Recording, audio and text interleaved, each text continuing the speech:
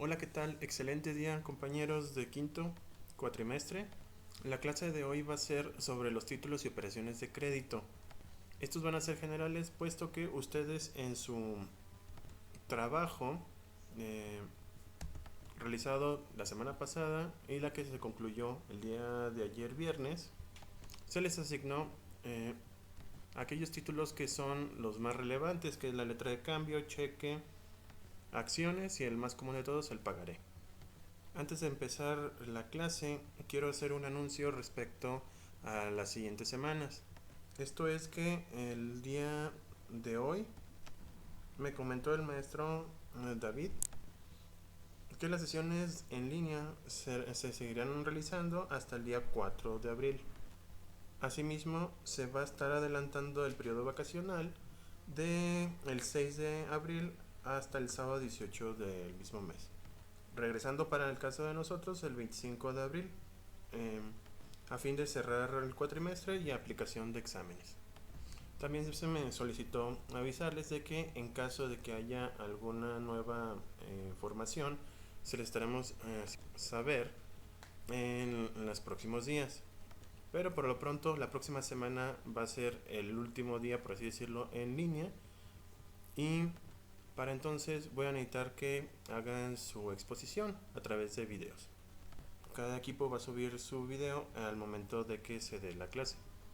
Y con eso estaríamos prácticamente concluyendo lo que es el cuatrimestre, salvo alguna novedad, repito, que nos lleguen a estar avisando. Por lo pronto vamos a empezar con esta unidad sobre títulos y operaciones de crédito. Este tema es muy amplio, en algunas cuestiones relativas a cada uno de los títulos nos estaremos llevando pues prácticamente todo el cuatrimestre. Aquí se hace de manera general, pero lo más importante es de que ustedes con su exposición, bueno, con su trabajo final, hayan aprendido de manera global lo que implica cada uno de los títulos. Obviamente el trabajo que se hace por parte de sus compañeros va a ser trasladado a sus otros compañeros, bueno, a cada uno de ustedes, para que tengan ese panorama que deseaba que tuvieran.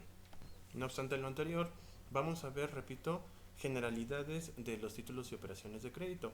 Obviamente cada uno tiene sus especificaciones, pero todas engloban algo en común. Y eso es lo que se va a ver. Bueno, estos títulos o estos documentos están contemplados y regulados por la Ley de Títulos y Operaciones de Crédito. Es decir, existe una ley específica que los regula. Estos son considerados como cosas mercantiles.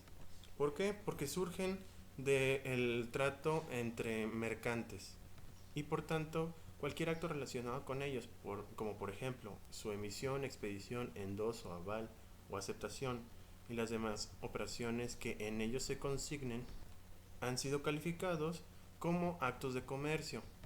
En clases pasadas les comentaba que estos títulos surgen en la Edad Media precisamente para tener una movilidad de mercancías y sobre todo de dinero.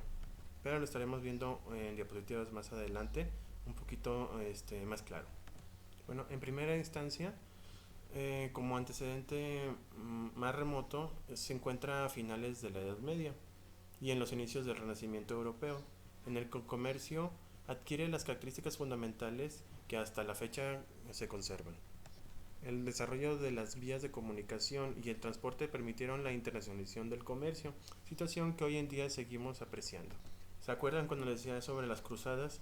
Ese trajinar, por así decirlo, de los cruzados desde Inglaterra hasta la Tierra Santa, hizo que los comerciantes que eran del Medio Oriente se ubicaran en la trayectoria de los cruzados para poder venderles sus productos. Como pueden ver en las líneas, pues era demasiado extenso el territorio que tenían que atravesar aquellos cruzados, aquellas personas, y el hecho de que fuera así de largo el camino tenían que obtener algunos recursos como alimentos, medios de transporte, bueno, en fin, infinidad de cosas que van a provocar que se vuelva más grande esto del comercio en aquella época. Ya con la aparición de la noción del crédito en el panorama comercial, también visto en clase, en donde el hecho de que hicieran esa trayectoria y no tuvieran dinero para pagar, lo que hacían era darle un crédito, darle el beneficio de que cuando regresara el cruzado, o bien si el comerciante llegaba a un lugar en donde le podían pagar a nombre de esa persona, pues lo realizara. Era el famoso crédito. Esto en el panorama comercial y jurídico en la alta edad media, perdón, nace el primer título de crédito, que era la letra de cambio. Una carta en la que, a grosso modo, el girador o creador del título, que residía en una ciudad, llamámosla A, da la orden al destinatario de la letra, girado y en su caso de aceptación, girado aceptantes, perdón, que reside en la ciudad B, de que entregue a un tercero, beneficiario de la letra, una suma determinada de dinero. Aquí apreciamos con claridad que aquí en que se va a dar el capital se va a mover. Por otro lado, el pagaré tuvo su origen y desarrollo en la actividad bancaria de la Edad Media.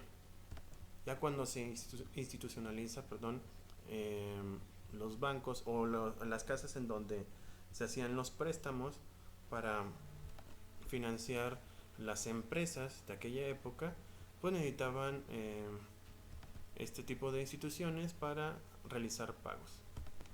A diferencia de la letra de cambio, que es una operación tripartita, porque estamos hablando de que es el girado, el girador y el aceptante, bueno, perdón, el beneficiario. Aquí existen tres personas que van a conjugar este tipo de actos de comercio. En cambio, el pagaré y los negocios con el instrumento el pagaré y los negocios con él instrumentados se conforma únicamente con dos partes. De ahí que se clasifique como un negocio lineal o una obligación directa. En este caso, el sujeto A reconoce un adeudo y realiza una promesa incondicional del pago al sujeto B, misma que será solventada en la fecha y términos que estipule el título cambiario. El famoso debo y pagaré incondicionalmente, ahí la palabra, la cantidad establecida en ese documento. En cuanto a la naturaleza de los títulos de crédito, puede analizarse en dos aspectos, como documento y como una prueba preestablecida, lo cual se desprende del tratamiento que le da la ley. Cuando se trata de un documento, tiene las características especiales que lo distinguen de cualquier otro, ya que, en principio, son cosas mercantiles, lo que significa que en tales documentos se incorporan derechos de naturaleza mercantil, no civil, con lo que se marca la división entre ambas ramas del derecho. En cuanto a los títulos de crédito como una prueba preestablecida, son documentos necesarios para ejercitar el derecho literal que en ellos se consigna. Esto conforme al artículo 5 de la Ley General de Instituciones de Títulos y Operaciones de Crédito. Eso significa que los documentos se caracterizan por consignar una deuda cierta, exigible y líquida. Ya está plasmado dentro del contenido del cuerpo de ese documento lo que se está deudando o cuál es la deuda de la persona, y que por sí solos constituyen una prueba preestablecida respecto a la existencia de un crédito que se encuentra incorporado en el mismo documento. Ese documento por sí mismo ya contrae obligaciones para una de las partes de cumplir con esa promesa, esa deuda. Luego entonces podemos definir a los títulos de crédito, los instrumentos sustentados en papel y firmados con valor probatorio de la obligación que da su nacimiento. ¿Por qué es esto? Porque si no existieran, el título de crédito no se puede ejercitar de derecho literal que en ellos se consigna, pues solo los que otorgan a su titular legitimación activa son los que se les va a pagar. Si yo en una hoja en blanco ni siquiera lo firmara, nomás dice vale por 5,000 pesos, se lo entrego a otra persona, esa persona pues primero me va a decirme que estoy loco, pues, si yo quiero que me pague esa cantidad de dinero, debe tener ciertas formalidades y sobre todo ciertos elementos que harán obligatorio a esa persona el exigirle esos 5,000 pesos. Asimismo, también es llamado título valor y es necesario para ejercer el derecho literal y autónomo expresado en el mismo. Los títulos de crédito se componen de dos partes principales: el valor que consignan y el título, derecho o soporte material que lo contiene, resultando de esta combinación una unidad inseparable. Entonces, volviendo al ejemplo, 5,000 pesos en una hoja. No solamente la consignación o la cantidad que se establece en ese documento va a ser suficiente. Voy a necesitar otros elementos, otras características que harán que se vuelva ejecutable, se vuelva un acto mercantil. Por último, respecto a la definición, el artículo 5 de la Ley General de Títulos y Operaciones de Crédito nos dice que son títulos de crédito los documentos necesarios para ejercitar el derecho literal que en ellos se consignan. Bueno, y a todo esto, ¿qué características tienen estos títulos? O sea, ¿cómo puedo identificar un documento que efectivamente sea un título? Para ello lo esquematicé de esta forma. Tenemos 4 características que se van a definir en las siguientes diapositivas. Pero es la incorporación, que es legitimación, literalidad y autonomía. En cuanto a la incorporación, y como la expresión de Moza, dice que poseo porque poseo. Esto quiere decir que la persona que posee el documento posee el derecho, aunque de una manera de ficción, vamos.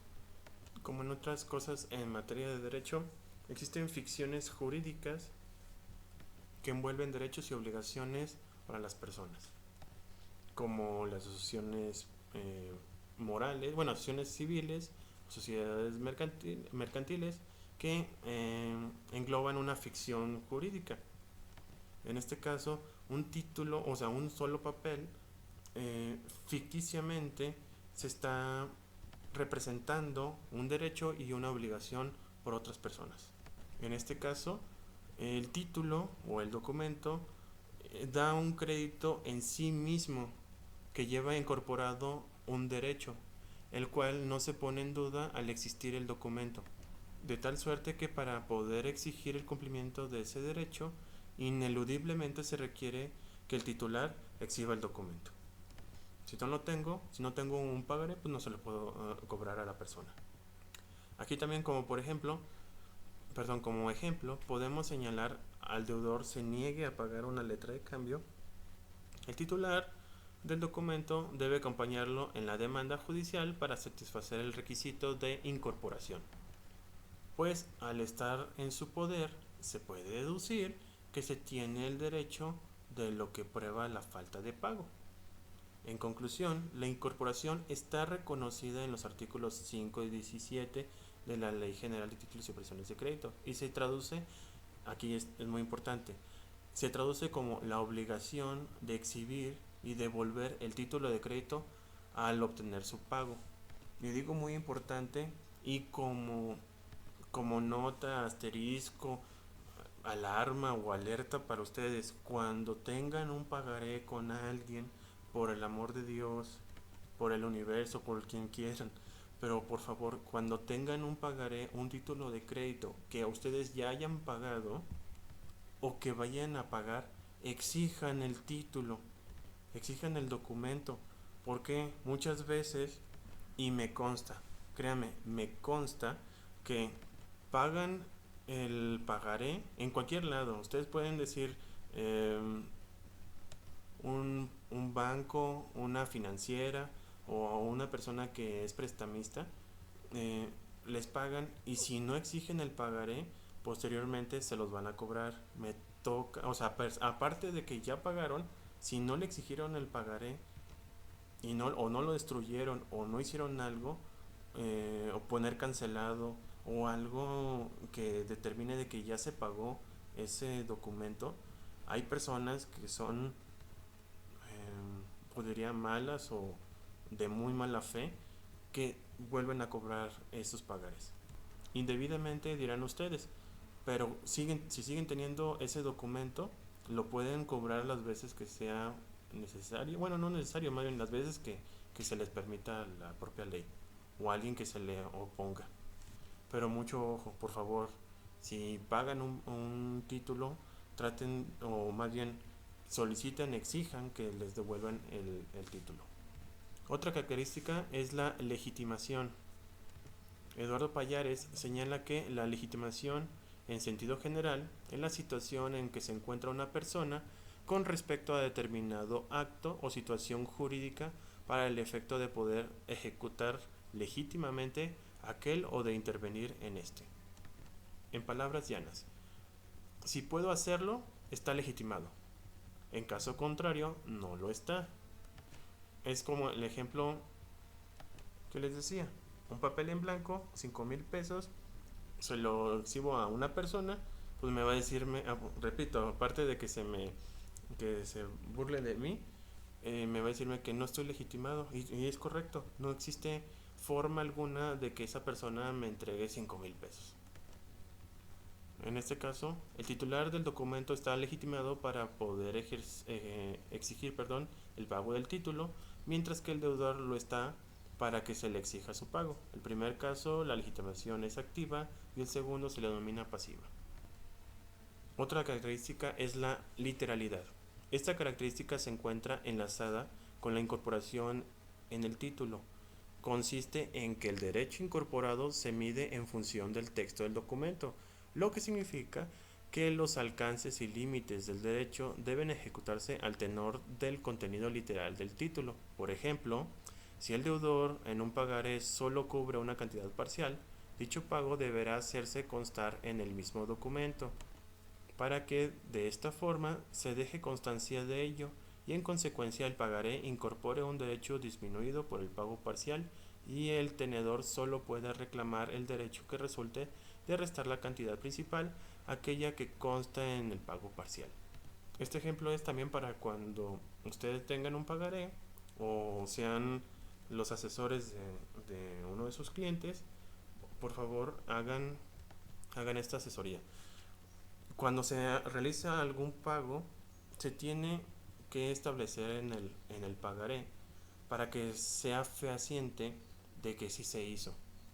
Repito, la literalidad es de que si el pagaré es de 30,000 pesos, eso es lo que se debe. Entonces todo lo que diga ahí escrito implica que es obligación por parte del deudor.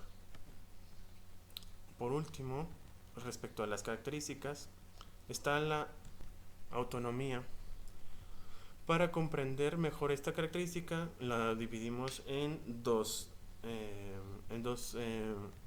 partes: la directa, autonomía directa, y la indirecta. En la primera, tiene relación con el atributo de la incorporación, del que se desprende que al tener un derecho incorporado en el documento, el titular, para hacerlo valer, requiere solamente exhibirlo, sin que sea necesario invocar la causa generadora. Es lo que le comentaba a François respecto a la acción causal y la acción cambiaria. En este caso solamente se va a necesitar la acción cambiaria. Con el simple hecho de tener el título en la mano, es posible la exigencia del mismo, independientemente del hecho que la haya generado. Y también está la autonomía indirecta. Se encuentra supeditada a que el titular perdón por la dislexia, que el título entre en circulación, es decir, que sea transmitido por su titular, lo que significa que cada adquisición del título y por ende del derecho incorporado será independiente de las relaciones anteriores entre el deudor y los poseedores anteriores al último tenedor. Si yo tengo una deuda, el pagaré se puede endosar y se entrega a otra persona y esa puede entregarse a la otra persona y así sucesivamente. Al final de cuentas, quizás después de 5 manos, el último tenedor ni siquiera conocía a la persona y mucho menos cuál fue la actividad por la cual se realizó el pagaré. Lo único que le interesará es de que el deudor pague su deuda. Ahora vamos con la clasificación. Existen muchos tipos de clasificaciones. Yo voy a poner los que considero que son importantes, pero existen varios tipos de clasificación. El primero de ellos es atendiendo a si son regidos por la ley. La Ley General de Títulos de Operaciones señala una serie de títulos, entonces a esos se les vamos a llamar típicos. Y aquellos títulos serán los que no están establecidos en la ley, pero sí están consagrados por los usos mercantiles. Como ejemplo, podría decirles que es los famosos CETES, que son los certificados de tesorería de la Federación. Estos como tal no están establecidos en esta ley, pero sin embargo tienen las facultades o tienen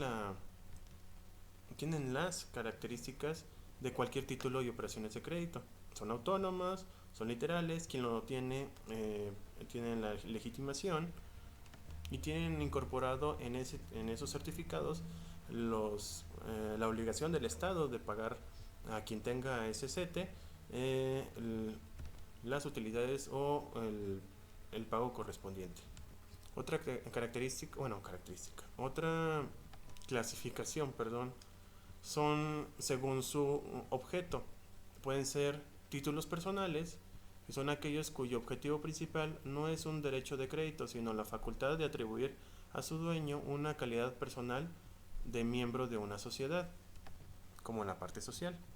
Títulos obligacionales son aquellos cuyo objeto principal es un derecho de crédito y, en consecuencia, atribuyen a su titular acción para exigir el pago de las obligaciones a cargo de los suscriptores, como el pagaré. Por último están los títulos reales. Son aquellos cuyo objeto principal no consiste en un derecho de crédito, sino un derecho real sobre la mercancía amparada por el título. Como ejemplo, tendríamos que irnos a las casas de empeño, en donde existe un mutuo con interés, en donde está un bien empeñado y en un plazo de tiempo va a tener que ser pagado por el deudor. Entonces, ¿qué es lo que va a pasar? Si por alguna razón no cumple, no se está exigiendo o no se va a exigir en sí el pago del pagaré, valga la redundancia, sino que a través de la garantía real se va a subastar o se va a vender y con eso se va a pagar la deuda principal, más intereses y todo lo que ustedes gusten. Según su forma de creación es otro tipo de clasificación. Pueden ser títulos singulares, que son aquellos que son creados uno solo en cada acto de creación, como la letra de cambio o el pagaré. Y los títulos seriales son los que se crean en serie, como las acciones y las obligaciones de las sociedades anónimas. Por último, nos encontramos con según la sustantividad. Este criterio los divide en principales y accesorios, siendo estos últimos los que dependen de otro título de crédito principal, como el caso de los bonos de prenda del certificado del depósito. Como parte final de esta clase, también existe la necesidad de realizar un análisis breve sobre los documentos que no producen efectos como títulos de crédito. Es decir, que tienen ciertas características de cualquier otro título de operación de crédito, pero le faltan ciertas características. Dice el artículo 6 de la ley: las disposiciones de este capítulo No son aplicables a los boletos, contraseñas, fichas u otros documentos que no estén destinados a circular y sirvan exclusivamente para identificar a quien tiene derecho a exigir la prestación que en ellos se contenga. Si se fijan, tiene como una especie de característica de un título de operación, porque ahí mismo se está plasmado un derecho y una obligación. Como ejemplo, están los almacenes generales de depósito, que están autorizados conforme a la propia Ley General de Instituciones de Crédito. En ello, son los únicos que podrán expedir dichos títulos, no puede ser otro. Y las constancias, los recibos o las certificaciones que otras personas o instituciones expidan para acreditar el depósito de bienes o mercancías no producirán efectos como títulos de crédito.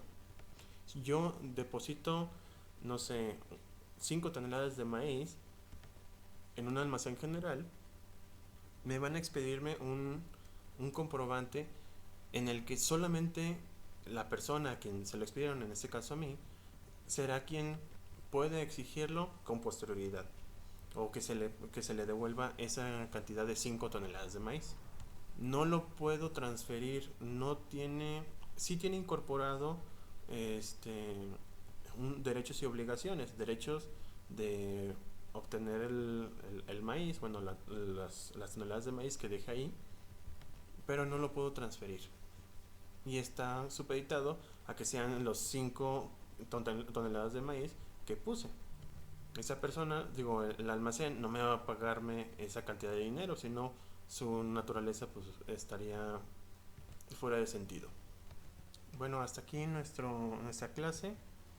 Muchísimas gracias por la atención y nos vemos, bueno, en este caso nos escucharíamos y nos escribiríamos en la próxima semana.